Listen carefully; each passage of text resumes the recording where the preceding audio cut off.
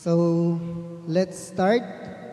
Pero bago po tayo magsimula, tayo pong lahat ay pumunta na sa ating mga pwesto. Komportable po tayo. Ayan po. Sige po, let us pray. Tayo pong lahat ay pumikit yung mukha at manalangin. Dakilang Diyos na makapangyarihan sa lahat. Salamat po sa oras na to. Lord, sa mga oras na to, siyasatin mo ang puso ng bawat isa. Tulungan mo kami, Panginoon, na maging tapat. At bigyan mo po kami ng knowledge and wisdom. Nang sa ganun, lahat ng mapag-aaralan namin ngayon ay ayon sa iyong kalooban. Panginoon, ikaw po ang manguna sa akin. Isa lamang po ako maruming basahan sa iyong harapan. Hindi po karapat-dapat. Ngunit pinili mo ako, Lord, na tumayo rito. Ikaw nawa ang kanilang makita.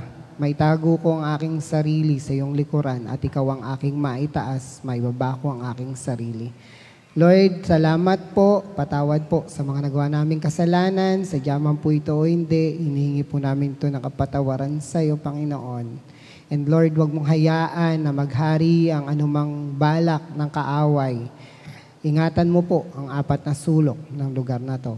Muli po, O Diyos, sa iyo na po namin pinagkakatiwala ang mga araw na ito, ang oras na ito na aming pag-uusapan. Salamat po. In Jesus' mighty name we pray. Amen. Ayan po. So ano po ba ang ating pag-uusapan ngayong umagang ito? So ang pag-uusapan po natin ngayong umagang ito ay yung tinatawag na, ay nawala. Ayan. Ano po ba yan? The banquet o ang communion. The communion. Yan po yung ang banal na communion or the Holy Communion. Kung titignan po natin ang panahon ng mga Israelita, yung nakikita nyo pong Last Supper na may upuan, na isang hilera, hindi po ganun talaga yung banquet eh. Kung titignan nyo po sa mga historian, ang banquet po, ganito po ang itsura. Kaya nga po, kung titignan nyo po, bakit humilig? Sabi po doon, humilig ang minamahal na alagad. Ibig sabihin, pag humilig ka, hindi ka pwedeng nakaupo, nakaganon, babagsak ka. Nakaupo ng konti, nakasalampak sa sahig. At ang upuan lang nila, mga unan. Yan po, yung tinatawag na banquet. At ito po, makikita nyo po, yung open sa gitna, talaga pong dapat open. Kasi dyan po dumadaan yung mga nagsaserve. Ganyan po ang itsura ng banquet. Yan po yung itsura ng Last Supper. Hindi po yung isang hilera na may upuan pa po sila. Kaya nga po, kitang-kita nila ang Panginoon nung nagla-Last Supper. Yan po yung sample ng Last Supper o ng huling hapunan ng ating Panginoon. So, ngayon po, kung babalikan po natin ang ating pong napag-usapan nung nakaraan, ayan po.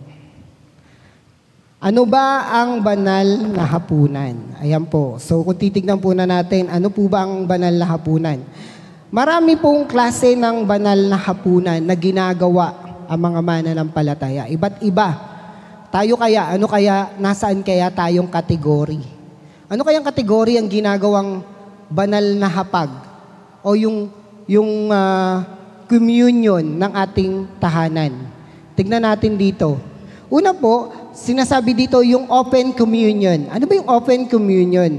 Open communion, ito po yung binibigyan mo ng tinapay at katas ng ubas ang lahat ng mga nasa tahanan ng iglesia. Yung mga umaaten, kahit hindi pa siya nababautismuan, kahit hindi pa siya nadidisciple, kahit hindi pa siya bina-Bible study, kahit wala pa siya yung kumbaga, ang sinasabi po dito, yung mga nagkukunwaring Kristiyano. Ito po yung tinatawag na open communion. Basta naniniwala ka kay Kristo, pasok ka dito. Pwede kang tumanggap ng communion. Yun po yung tinatawag na open communion. Ano po ba yung tinatawag na pakibalik muna, mamaya na. Yan. Ano ba yung tinatawag na close communion? Ito yung second type. Close communion. Ito po yung close communion na may letter D. Closed communion. Halimbawa po nito, ito po yung no one can take communion kung di pa siya miyembro o di pa siya nabautismuhan. Ito po yun. Ito po yung hindi pa siya nabautismuhan, hindi pa siya pwedeng mag-communion. Ito yung hindi pa siya, yung mga hindi pa tumanggap kay Kristo, hindi pa siya pwedeng tumanggap ng communion. Kasi po ang mga pinanghahawakan po nito, kung meron po kayong Bible, pwede po bang pakibasa po yung Acts chapter 2 verse 40 to 42. Yan po. Para po makita natin ano ba yung mga pinanghahawakan ng mga church na naniniwala or close communion, yung kanilang pinanghahawakan. Ito po yung kasi yung ano nila paniniwala po nila. Ayan, kung meron po kayo, pwede po bang pakibasa? Ang ano po is Acts chapter 2 verse 40 to 42. Ayan. Pakibasa po. Pwede pong pakibasa. English o Tagalog ba? Tagalog. Acts 2 verses 40 to 42. At sa iba pang maraming salita ay nagpatotoo siya at nangaral sa kanila na sinasabi, magsiligtas kayo sa likong lahing ito. Verse 41, yaon ngang nagtanggap ng kanyang salita ay nangabautismuhan at nangagparagdag sa kanila ng araw na yaon ang may 3,000 kaluluwa. Verse 42, at sila'y nagsipanatiling matibay sa turo ng mga apostol at sa pagsasama-sama sa pagpuputol-putol ng tinapay at sa mga pananalangin. Ayan po. So nakita nyo po, naobserbahan nyo po yung talata. Sabi po dito, ayan, nagpabautismo agad sila. Hindi na sila nagpatumpik-tumpik. Nung nakakilala sila sa Panginoon at nung nalaman nila ang katotohanan, ang sabi po dito, nagpabautismo agad sila. At ano ang kasunod? Tinanggap nila, nagpira-piraso ng tinapay at tinanggap nila ang banal na komunyon. Ito po yung close communion. Ito po yung church na kung saan hindi ka nila pwedeng bigyan ng tinapay hanggat hindi ka pa nababautismuhan. Kaya nga po sabi ko, alin kaya tayo dito sa tatlong to? Una, open, kung saan pwede mong bigyan kahit first timer pa lang sa church. Pangalawa, yung close, yung may letter D, na kung saan talagang mahigpit ang kanilang binibigay lang nila ito dun sa nabautismuhan na. Ano yung kasunod? Yung close naman na walang D. Ito naman yung mga tinatawag na, merong tinatawag na ministerial. Ito yung mga sinasabing merong pastoral. Tinatanggap dito sa church na to, yung mga alam nila na kung bago kang pumasok sa church na to at alam nila na ikaw ay isang nabautismuhan na, ikaw ay pinatotohanan ng pastor mo na tumanggap ka, tinatanggap nila dito sa pangatlong type ng communion na ginagawa ng church. Ito yung close, walang D. Yung isa po may D, yung isa walang D. Kasi po pinangahawakan po nila rito, kasi ang dito na dapat may pastoral reference. Kasi makikita dito sa Philippians 2 verse 19. Ano ba ang sinasabing pastoral reference? Yung sa Philippians po kasi, chapter 2 verse 19, pinadala ni Apostol Paul si Timothy. Meron siyang katibayan na kung ano yung katangian ni Timothy. Para tumanggap din si Timothy, pagdating niya sa Pilipos, tumanggap siya ng communion na kasama ng mga kapatirang naroon. Merong sertifikasyon.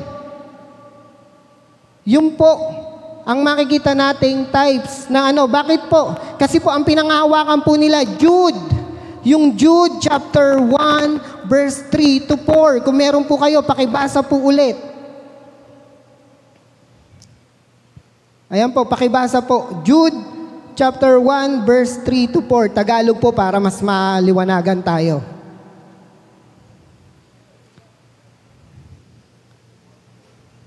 Ano po yun? Jude muna, pagkatapos Revelation. Para po hindi kayo mahirapan. Opo, Jude chapter 1, verse 3 to 4.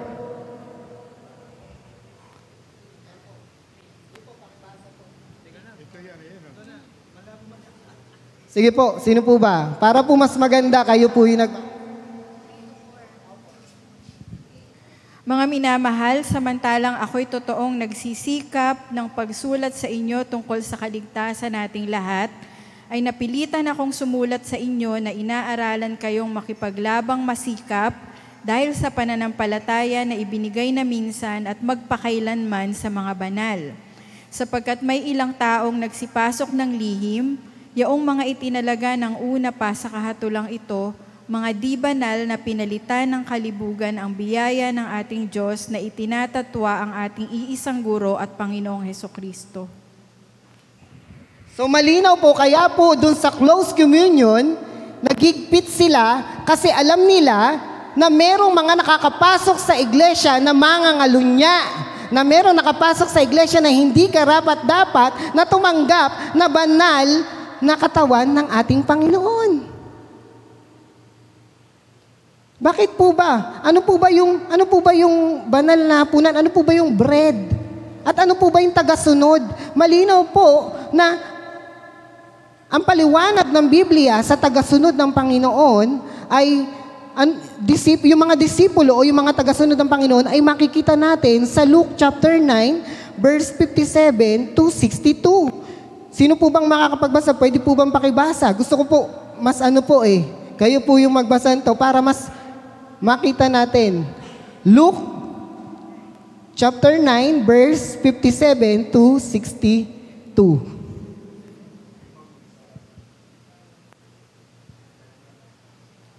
Ayan po, sino po ba?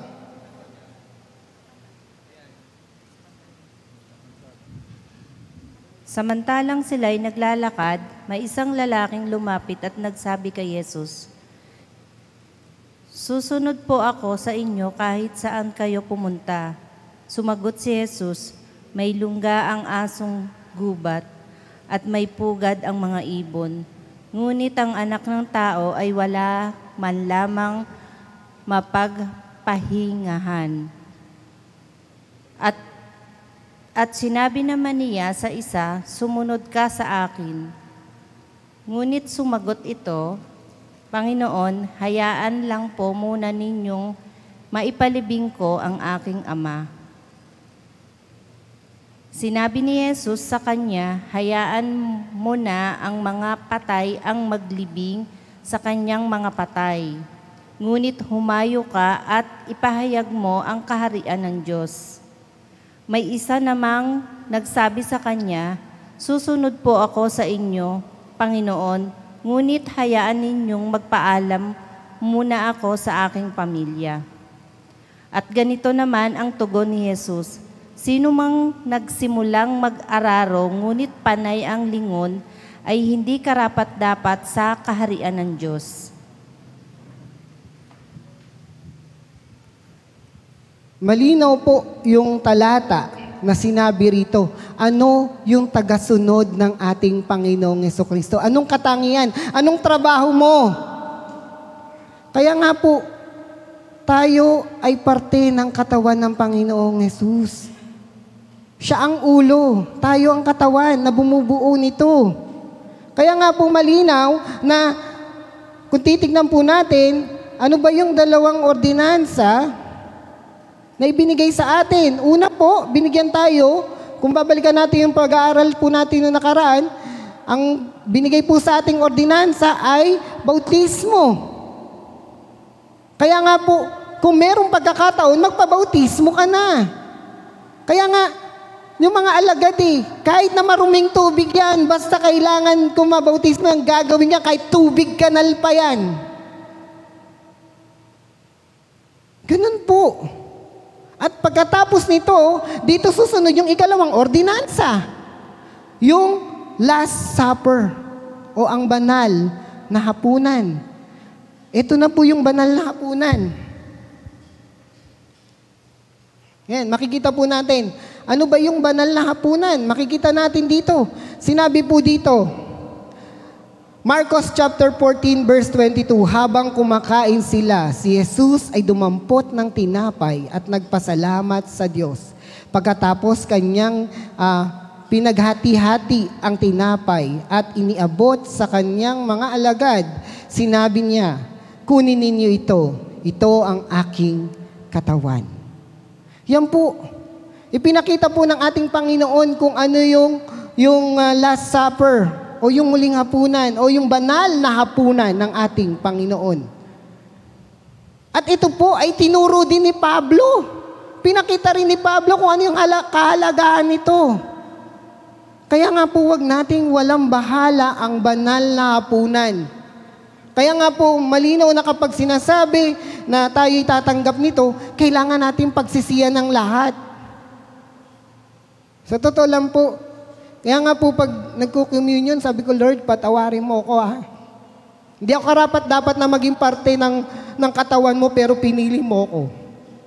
Kasi malinaw na yung mga aral na to, kahit si Pablo, tinuturo to. Anong sabi ni Pablo sa 1 Corinthians chapter 11, verse 23? Ito ang katuruang tinanggap ko sa Panginoon at ibinibigay ko naman sa inyo. Noong gabing siya'y ipagkalulo, ang Panginoong Jesus ay dumampot ng tinapay. Tinanggap to. Ito yung aral na tinanggap natin. Ano ba yung aral na dapat mong tanggapin sa Panginoon? Kaya po nakakalungkot kung wawalang bahala natin o parang wala lang sa atin yung pagtanggap na banal na komunyon. Nakakalungkot kung kukuha ka lang dyan, dadampot ka lang, wala lang, taas mo lang, pakita mo lang, walang sincerity. Ano ba yung nangyayari pag ganun yung attitude natin? Ano po ba yung mga bagay na nangyayari? Sabi po dito, bakit ba natin ginagawa ang banal na hapunan? Makikita po natin sa 1 Corinthians chapter 11 verse 26, sapagkat tuwing kakain kayo ng tinapay na ito at iinom sa kopang ito, ipinahayag ninyo ang kamatayan ng Panginoon hanggang sa kanyang muling pagparito. Malinaw po na tuwing kukuha tayo ng banal na hapunan, tuwing kukuha ka rito ng tinapay at ng katas ng ubas, hindi yun wala lang. Sa tuwing ginagawa natin yun, pinapahayag natin ang kamatayan ng ating Panginoong Jesus, yung sakripisyo niya sa krus ng Kalbaryo. Ayun po yung pinapakita ng communion dito. Kaya nga po, hindi ka nagdududa. Dapat wala kang pagdududa. At dapat din, ipinapahayag mo bilang isang mananampalataya na ang ating Panginoong Jesus ay muling babalik. Yan po. Kaya nga po sagrado yan, banal yan Dahil ipinapahayag mo yung kagandahang loob ng Diyos, ipinapahayag mo na siya ay babalik. Hindi siya namatay lang. Hindi kagaya ng mga taong sinasamba ng iba na namatay lang at di na muling nabuhay. Pero ang ating Panginoon, malinaw. Ano ba yung pagkakaiba niya sa iba? Di ba? Sabi niya, hawakan mo ang kamay ko, hindi ako multo. Di ba? Kasi pati physical body niya nandun.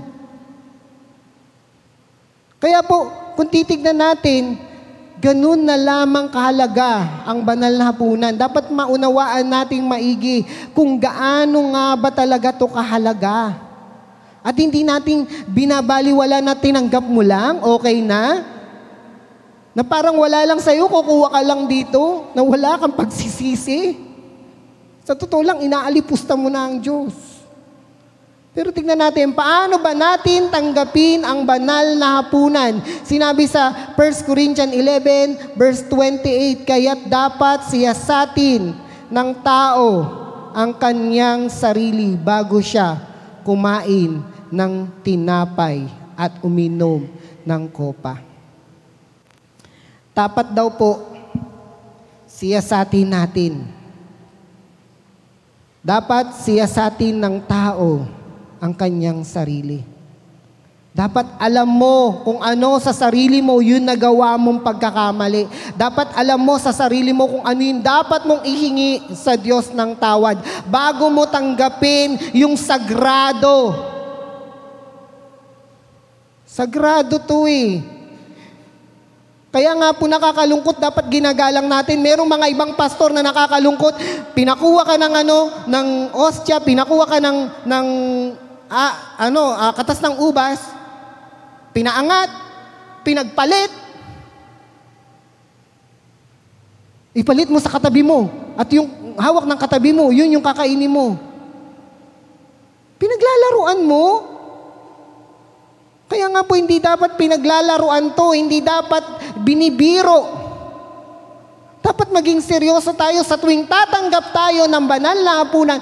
Dapat maging seryoso tayo. Dapat alam natin ang tunay na halaga nito. Dapat alam natin kung bakit tayo tumatanggap nito.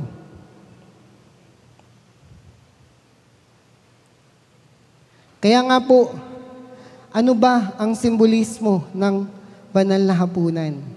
Bakit ito tinawag na banal na hapunan? At ano ba ang sinisimbolo ng tinapay at ng kopa? Matthew 26, verse 26 to 29. Habang sila'y kumakain, dumampot si Jesus ng tinapay.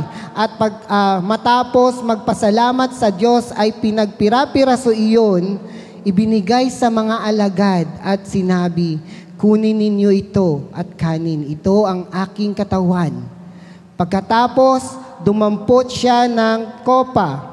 Nagpasalamat sa Diyos at sinabi, iyon sa kanila. Sinabi niya, uminom kayo lahat nito. Ay, nawala. Wait lang po. Saan na ba?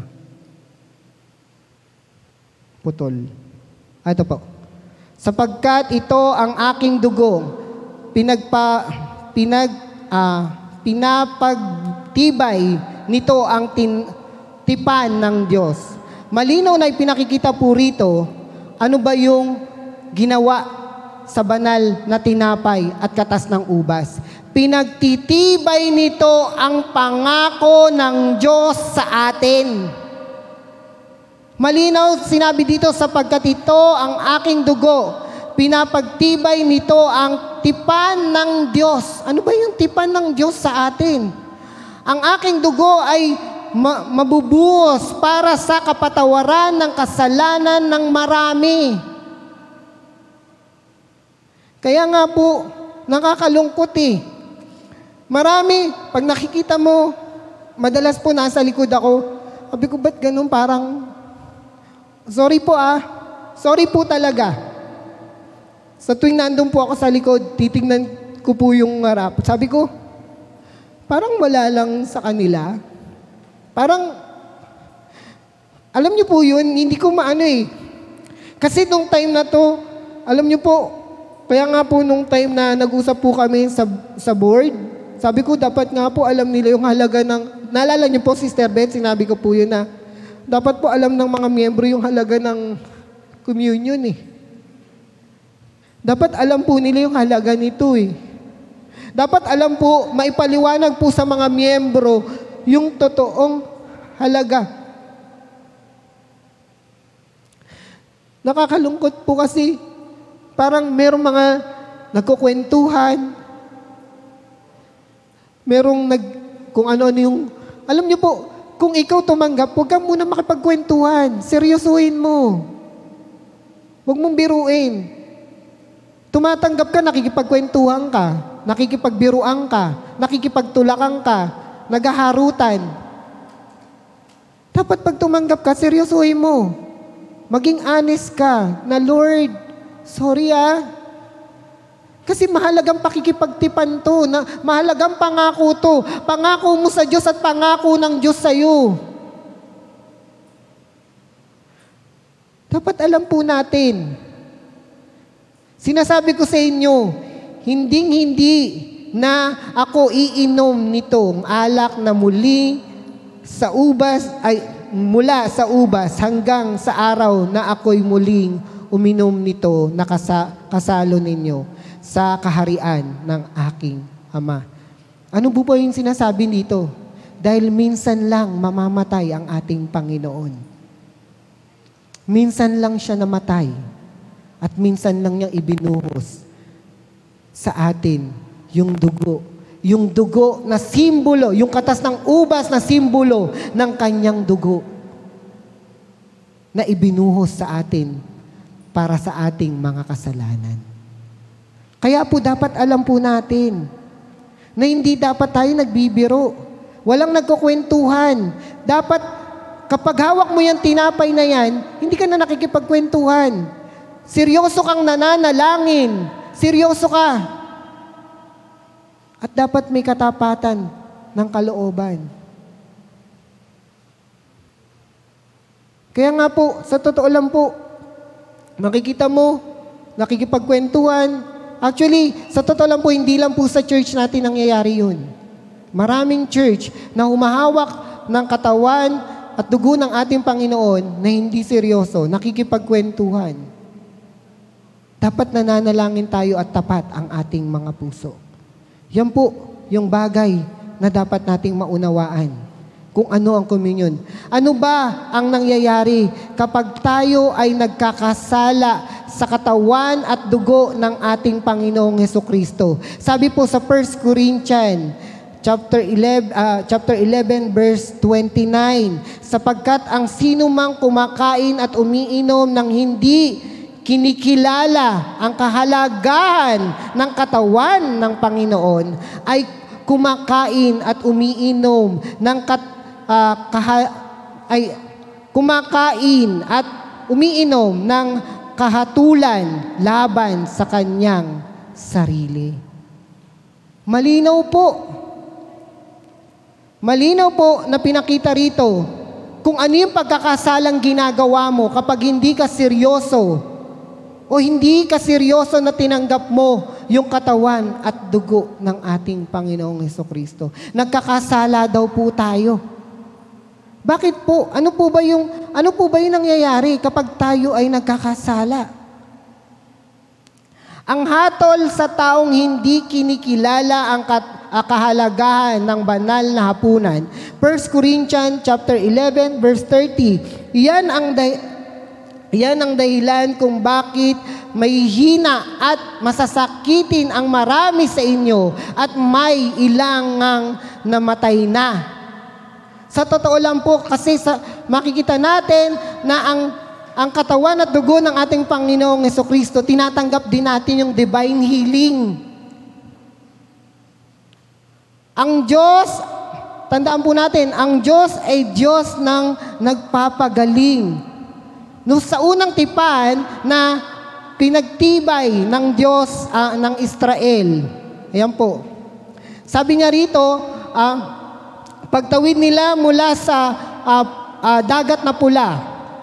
Sabi po dito, ako ang Panginoon na nagpapagaling sa inyo. Sa wikang Ingles, I am the Lord who heal you. Exodus 15:26. Sabi niya sa wikang Hebrews, Rapa. Jehovah Rapa. O ang Diyos na nagpapagaling. Tinanggap natin yun. Nawawala sa ating sumpang to. kung seryosong tatanggapin ng ating katawan. Bakit ganun? Hindi naman ako gumaling. Yung physical ko, nandun pa rin yung sakit ko. Oo, hindi ka gumaling physically, pero spiritually, tinanggap mo yung kagalingan. Spiritually, tinanggap natin yung kagalingan.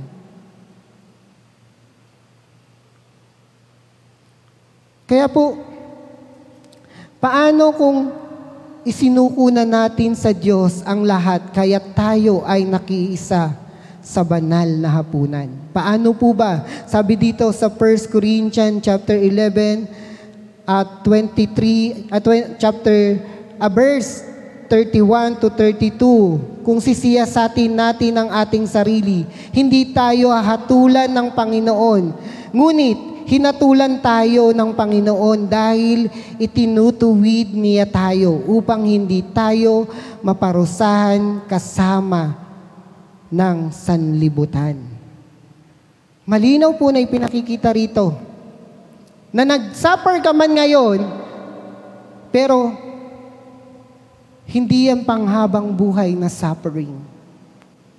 Dahil may everlasting life mula sa Panginoon. Dahil malinaw na sinabi dito na pinapahayag ng banal na hapunan o banal na katawan ng ating Panginoong Hesus at banal na dugo, ipinapahayag natin ang kanyang pagkamatay at muling pagkabuhay. Yan po ang halaga ng communion. Kaya po, dapat maunawaan natin yung halaga nito. Kasi tandaan po natin, yan po. Sinabi sa 1 Corinthians chapter 11 verse 33 to 34. Kaya nga mga kapatid, kapag nagkakatipon kayo upang kumain, maghintayan kayo. Kaya nga po natutuwa rin po ako na nakikita ko na hihintayin ng bawat isa. Alam niyo po yun? Nakakatuwa rin po. Kasi hindi tayo magsisimula hanggat hindi nakakakuha ang lahat. Kasi po kung titingnan niyo po sa chapter 17 nito, iba po eh. Ang sinabi dito ni Pablo, yung iba kasi hindi naghihintay, kaya yung iba busog na, yung iba lasing pa. Bakit po kaya lasing? Kasi sa kagawian ng mga Hudyo, talagang kasama sa kanila ang alak. Ngayon, napaparami na yung iba, kaya pagdating ng banal na hapunan, wala na, busog na, lasing pa. Kaya po sabi, maghintayan kayo. Kapag tatanggap tayo nito, malinaw na pinakikita rito. Kaya nga mga kapatid, kapag nagkakatipon kayo upang kumain, maghintayan kayo. Kung may nagugutom, kumain na muna siya sa bahay upang hindi humantong sa hatol na kaparusahan ang inyong pagtitipon.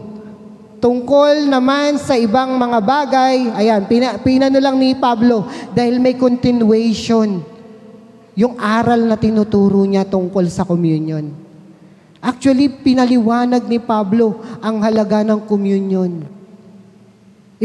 Pinaliwanag ni Pablo kung ano ba ang halaga ng communion. Kaya po, dapat maunawaan po natin na ang communion ay isang sagrado na mga bagay na ginagawa ng isang tahanan ng Diyos. Hindi po natin dapat ito binawalang bahala. Hindi po natin ito binibiro, lalo na po sa mga kabataan. Dapat kung tatanggap tayo ito, wala na magkukwentuhan. Huwag na kayong magbibiro, huwag na magtutulakan, huwag na magtatawanan. Dahil tinatanggap natin ang banal na katawan at dugo ng ating Panginoon. Yan ang communion.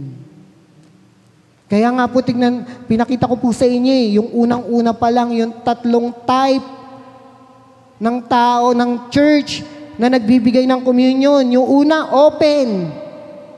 Yung isa, closed with thee. Yung isa, closed. Diba? Bakit? Kasi, pinakikita nung dalawa na sagrado ang pagtanggap ng communion. Kaya nga po yung iba, sa totoo lang po, meron po akong naatinan sa Kalumpit. In-invite po ako ng isang kaibigan, tara sama ka sa amin. Meron kaming Santa Cena. Sabi ko, anong oras na? Pero Sunday naman. Anong oras na? 7:00. Pumunta po kami, 7:00. Doon po sila nag-Santa Cena. Sabi niya sa akin, bakit? Kaya nga tinawag na banal na hapunan eh. Ibig sabihin niya, pag umaga, almusal. Sabi niya sa akin, natawa ako. Sabi ko, o nga no. Pero sabi niya po, tinatanggap pa kasi namin dito yung mga alam naming Kristiyano, alam naming nabautismuhan. Kaya ganun po sa kanila kasagrado. Kaya nga po si Pedro, di ba, ano nangaral po siya? Ano sabi niya? Repent, be baptized, and receive the gift of the Holy Spirit. 3 bagay yun. At kasama to. Ito yung kasama dito, yung communion. Dahil isa yun sa regalo ng ating Panginoon. Regalo ng kaligtasan. Kaya nga, sa tuwing tatanggap tayo nito, ipinapahayag natin ang pagkamatay at muling pagkabuhay ng ating Panginoon. Tayo ay parte ng katawan ng Panginoon. Siya ang ulo, tayo ang katawan. Sige po, tayo pong lahat ay manalangin. Let us pray. Dakilang Diyos na makapangyarihan sa lahat. Maraming salamat po sa pagtutuwid niyo sa amin. Salamat po, Panginoon, sa mga bagay na itinuturo nyo at ituturo pa sa amin. Lord, sa mga oras na to, hindi ko po alam ang kalagayan ng bawat isa. Hindi ko po alam, Panginoon, kung ano ang mga pinagdadaanan nila. Pero tulungan mo po ang bawat kapatiran na magtiwala sa iyo, O Diyos. Na ipagkatiwala ang anumang mga bagay na gumugulo sa kanilang isipan. Ipagkatiwala, Panginoon, sa iyo yung mga bagay na nakakapagpahiwalay sa iyo, O Diyos. Sa mga oras na to, Lord, alam ko po na iningatan mo po kami nung kami pumunta rito. Ingatan mo rin po kami sa aming pag-uwi. Salamat po muli. In Jesus' mighty name we pray. Amen and amen. Yan po. Magandang tanghali po sa inyong lahat.